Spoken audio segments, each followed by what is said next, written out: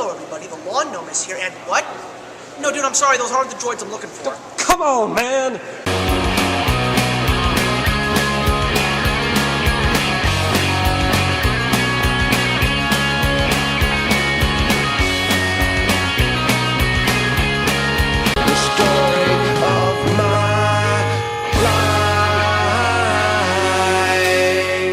Yes, as you could tell by that very special intro, I went to see the midnight premiere of Star Wars Episode 1, The Phantom Menace, in 3D. Now, I am a Star Wars fan. I'm not a Star Wars obsessee, so I definitely have a lot to say about what I experienced last night.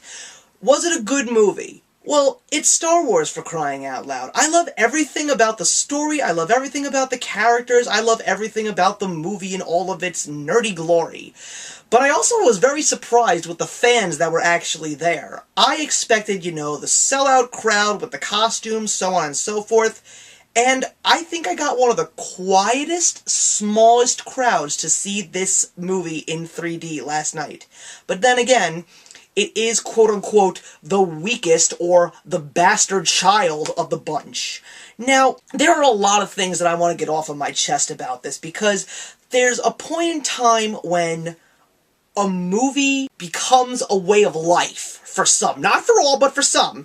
And there just comes a point in time where people say, dude, it's a movie. I hate the fact that there are so many people in this world that look at Star Wars as a way of life and peg so many problems with the movie, saying, oh, this movie was bad because of this character, and this movie was bad because of that action sequence, or, God forbid, the whole conversation with who shot first, Han Solo or Greedo. Here's what I have to deal with almost all the time with the Star Wars fans that I know in my life. Let's talk about Jar Jar Binks, okay? Leave him alone. He's just a character that was meant to be put there for comic relief. You bitched about C-3PO in Empire, you bitched about the Ewoks in Return of the Jedi. People say Jar Jar Binks is the reason why Star Wars was ruined. I'm sorry. Episode 4 is still Episode 4. Episode 5 is still Episode 5. I know that George Lucas is trying to squeeze as much money as he possibly can out of us as fans, but one thing that I have to say about Star Wars is, it's just a great story, and it's just a fun movie. The 3D aspect was pretty much hit or miss. I'm not a big 3D fan, but I was really surprised with the fact that the 3D was more subtle than I expected it to be. And all in all, forget about pegging just one character. The entire movie's dialogue is terrible. The story is great, the actors are blah, except for Ian McDiarmid, Frank Oz, Ewan McGregor, and Liam Neeson. But other than that, George Lucas is not here to give you an Oscar-worthy picture, people. He made this movie because you asked him to show the story of how Darth Vader became Darth Vader, and guess what? You got it. Stop complaining about it!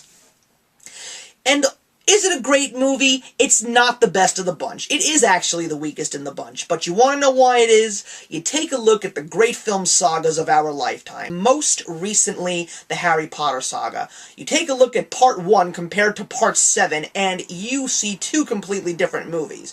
You take a look at the first Back to the Future compared to the third Back to the Future, two completely different movies. You take a look at the first Twilight Saga movie with the... Oh, I'm sorry, all those movies sucked. You have to start somewhere, and you have to introduce these characters. And I felt that this was a story that needed to be a little bit more innocent than the others, because you were seeing a child that was just found by these great warriors of the time, and said, this boy is the chosen one, let's see what happens. And that's exactly what I'm going to say about Episode 1 of Star Wars. I'm giving it 2 out of 4. Let's see what happens. I'm the Lawn Gnome, and I'm hoping to see you guys again for Episode 2 in 3D. Actions speak louder than words.